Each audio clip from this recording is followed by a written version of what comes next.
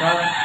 हिंदवी स्वराज्याचे संस्थापक शिवछत्रपती शिवाजी महाराज यांचा अत्यंत महत्त्वपूर्ण इतिहास हा कानाकोपऱ्यात घरोघरी नेण्यासाठी आमचे मित्र आणि सहकारी सुनील खैर आणि प्रथमेश मुंडे यांनी आत्ताच रायगड किल्ल्यावरती सुमारे 125 लोकांना नेऊन तिकडचा ज्वलंत इतिहास हा बघण्याची संधी सहकार्यानं दिली.